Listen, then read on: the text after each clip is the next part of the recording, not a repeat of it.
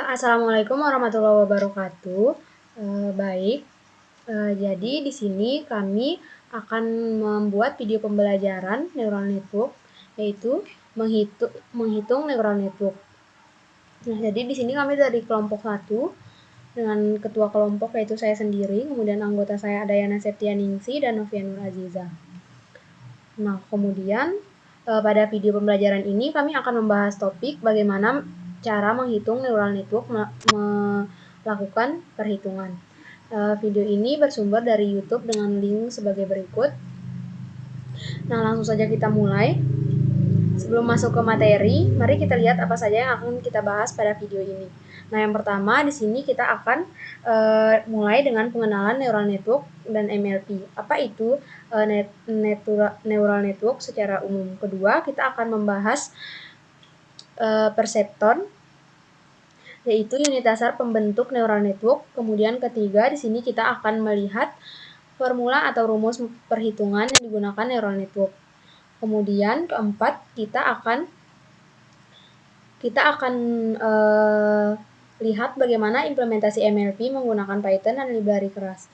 Kemudian di sini yang kelima, kita akan membahas alur kerja forward propagation dan backward propagation. Kemudian keenam, di sini kita akan praktik langsung algoritma perseptron secara manual langkah demi langkah. Kemudian selanjutnya di sini ada soal latihan yang akan kita kerjakan menggunakan dataset X1, X2 dan label. Nah, kemudian selanjutnya kita akan melihat arsitektur akhir neural network secara utuh. Kemudian selanjutnya ada kesimpulan. Baik, kita mulai dengan materi pertama. Di sini ada pengenalan neural network dan NLP. Nah, di sini yang pertama, neural network itu adalah jaringan saraf tiruan atau model komputasi yang terinspirasi dari kerja otak manusia. Sama seperti otak kita yang terdiri dari miliaran neuron yang saling terhubung, neural network juga terdiri dari neuron-neuron buatan yang saling terhubung untuk memproses informasi. Nah, salah satu jenis neural network yang paling dasar dan paling sering dipelajari pertama kali adalah MLP, yaitu Multiplayer Perceptron. Nah, apa sih yang membuat MLP itu istimewa? Nah, strukturnya terdiri dari 3 bagian utama, yaitu yang pertama di sini ada input layer. Ini adalah pintu masuk data. Di sini kita akan melihat di sini data kita ada X1, X2 dan X3. Kemudian yang kedua adalah hidden layer, di mana lapisan tersembunyi di tengah tempat data diproses. Kemudian yang ketiga ada output layer. Ini adalah lapisan keluaran atau output tempat hasil akhir atau prediksi dihasilkan yang kita sebut dengan Y-hat atau Y-topi dengan lambang seperti ini. Nah, kemudian selanjutnya di sini pada setiap neuron di MLP terhubung ke semua neuron di layer berikutnya. Ini disebut fully connected dan di setiap koneksi menggunakan fungsi aktivasi untuk memprosesinya. Nah, di sini adalah gambaran sederhana MLP, yaitu input di kiri mengalir ke hidden layer di tengah, kemudian akan menghasilkan output.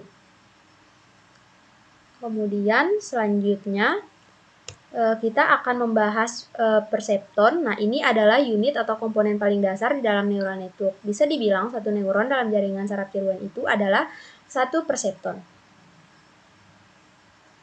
Nah, kemudian cara kerja perseptron ini sebenarnya simpel. Dia menerima beberapa input, kemudian mengalihkan tiap input dengan bobotnya, menjumlahkan semuanya, lalu melewatkannya ke fungsi aktivasi untuk menghasilkan output. Nah, di sini kita akan mengenali komponen-komponennya satu persatu. Di sini yang pertama ada X1, X2, sampai XM. Nah, ini adalah data input. Misalnya nilai piksel gambar, data suhu, ataupun angka, apapun yang kita masukkan ke jaringan. Kemudian yang kedua, di sini ada W1, W2, sampai WM. Ini adalah bobot atau weight. Bobot ini menentukan seberapa penting setiap input. Semakin besar bobotnya, maka semakin besar pengaruh input tersebut. Kemudian yang ketiga, di sini ada B atau bias. Ini adalah nilai tambahan yang membantu model lebih fleksibel. Bayangkan bias seperti titik awal yang bisa digeser. Kemudian selanjutnya di sini ada sigma. Ini adalah operasi penjumlahan. Di semua perkalian W kali X dijumlahkan ditambah bias. Kemudian yang kelima ada fungsi aktivasi, bisa berupa sigmoid, relu, atau lainnya. Fungsi ini yang menentukan apakah neuron aktif atau tidak aktif. Dan yang terakhir, di sini ada YK. Ini adalah output atau hasil prediksi dari neuron tersebut. Nah, ini adalah arsitektur perseptron. Ini adalah alur dari input melewati aktivasi hingga menghasilkan output.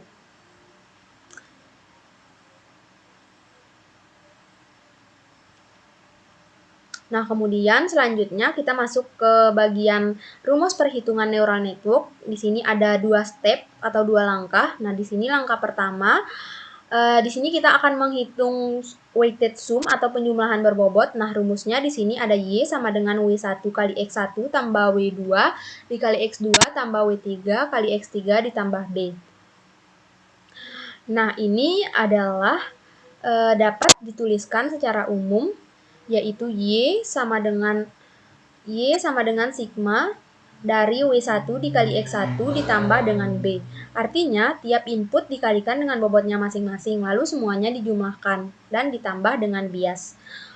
Kemudian selanjutnya di sini ada step kedua, yaitu ada fungsi aktivasi sigmoid. Nah, di sini rumusnya adalah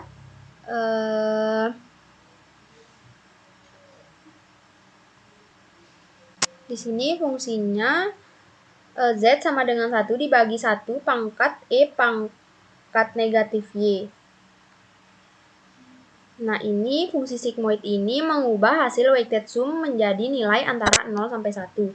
Ini sangat berguna untuk klasifikasi biner. Apakah suatu data termasuk kelas 0 atau 1? Nah, ini adalah cara penulisan rumus yang benar. Dua rumus ini merupakan fondasi dari semua perhitungan di neural network. Nah, kemudian selanjutnya kita masuk ke implementasi MLP dengan Python dan keras.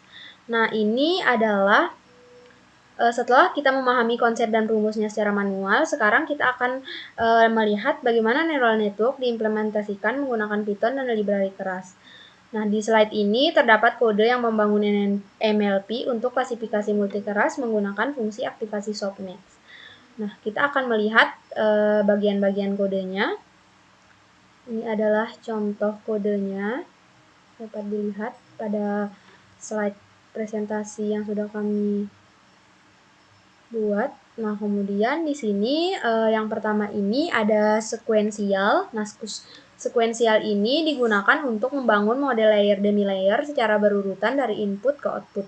Kemudian ada dense 64 relu, ini adalah untuk membuat hidden layer dengan 64 neuron dan fungsi aktivasi relu. Relu membuat neuron hanya aktif jika nilainya positif. Kemudian ada dropout. Nah, dropout ini adalah mencegah overthink. Caranya menaktifkan 50% neuron secara acak saat training sehingga model tidak terlalu hafal data latih. Kemudian yang keempat ada dense, ini adalah output layer dengan 10 neuron karena kita punya 10 kelas, softmax mengubah output menjadi probabilitas jumlahnya 1. Kelima ada SGD optimizer, yaitu stochastic gradient descent, yaitu algoritma yang digunakan untuk memperbarui bobot agar error berkurang. Keenam ada categorical cross entropy, ini adalah loss function atau fungsi kerugian untuk mengukur seberapa salah prediksi model pada klasifikasi multikelas. Dan terakhir adalah model fit, yaitu perintah yang digunakan untuk melatih model menggunakan data training. Nah, jadi beberapa kode ini kita gunakan untuk membangun neural network yang cukup canggih. Python dan keras sudah sangat memudahkan implementasinya. Kemudian lanjut. Di sini kita masuk ke alur kerja. Kita akan membahas proses inti bagaimana neural network belajar, yaitu forward propagation dan backward propagation. Nah, di sini kita akan mengerjakan. Kemudian di sini kita akan mencoba Di sini dilakukan backward propagation, yaitu alur mundur dari kanan ke kiri. Nilai errornya tadi dikirim balik ke seluruh jaringan. Optimizer menghitung berapa banyak bobot yang harus diubah. Proses ini menggunakan teknik matematika yang disebut dengan gradient descent. Nah, bobot di setiap koneksi kemudian diperbarui agar error di iterasi berikutnya semakin kecil. Nah, di sini kita dapat memperhatikan diagram yang sudah saya tulis. Nah, di sini ada panah yang tidak ada garis-garis putusnya, ini adalah menunjukkan forward, dan panah yang ada putus-putusnya menunjukkan backward. Di mana forward adalah data yang mengalir maju dan backward adalah koreksi bobot. Nah, proses ini dilakukan berulang kali. Setiap putaran penuh disebut satu epoch sampai model menghasilkan prediksi yang cukup akurat. Ini adalah cara neural network belajar dari data. Nah, kemudian lanjut, di sini ada sekarang kita akan praktik perhitungan manual algoritma Perceptron langkah demi langkah. Nah, di sini ada 6 langkah yang harus kita ikuti. Seperti yang sudah tertera di sini, yang pertama ada inisialisasi bobot awal atau W0 dengan learning rate, kemudian ada hitung sum. Nah, kemudian di sini kita langsung saja ke contoh perhitungannya.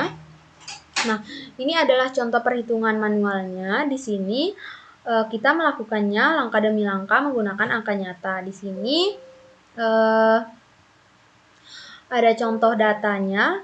Di sini kita gunakan data pertama, yaitu ada X1 sama dengan 0,8, X2 sama dengan 0,5, dengan label Y-nya sama dengan label Y-nya sama dengan 1.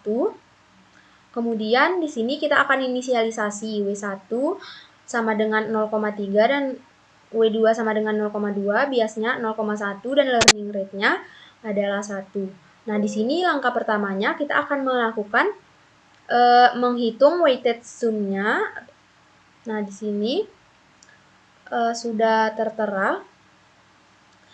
Di sini saya sudah mengerjakan langkah-langkah perhitungan manualnya, dan di sini bobotnya akan berubah sedikit demi sedikit setiap iterasi. Nah, kemudian nanti rumus ini dapat dilanjutkan ke perhitungan data kedua dan data ketiga dan data seterusnya. Nah, kemudian ini adalah dataset yang tadi. Ini adalah data yang saya gunakan pada perhitungan manual yang sudah saya lakukan pada slide sebelumnya. Nah, untuk menghitung data selanjutnya bisa menggunakan rumus seperti pada slide berikutnya.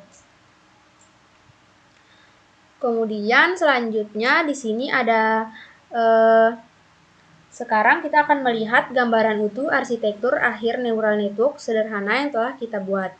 Nah, di sini saya sudah membuat gambarnya. Nah, di sini pada bagian sebelah kiri di sini ada input node, ada X1 dan X2. Kemudian ini adalah data yang kita masukkan. Dari setiap input terdapat koneksi dengan bobot W1 dan W2. Ini adalah bobot yang sudah diperbarui setelah proses training. Nah, data ini kita ambil dari percobaan manual yang sudah dilakukan pada slide sebelumnya tadi. Nah, kemudian selanjutnya setelah koneksi bertemu di satu neuron di tengah, yang di dalamnya terjadi dua hal, yaitu penjumlahan berbobot, yaitu ada sigma kali W kali X tambah B, lalu dilewatkan ke fungsi aktivasi. Dalam kasus ini sigmoid, dan hasilnya akan menghasilkan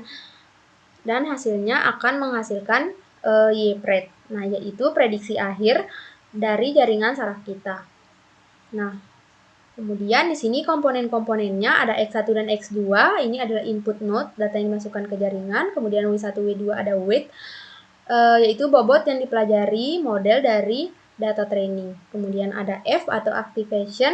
Ini adalah sigmoid yang mengubah hasil perhitungan menjadi angka antara 0 sampai 1. Dan Y-pred adalah output prediksi akhir dari jaringan. Ini adalah hasil akhir dari semua yang kita pelajari, yaitu sebuah jaringan sederhana yang sudah bisa belajar dari data dan membuat prediksi.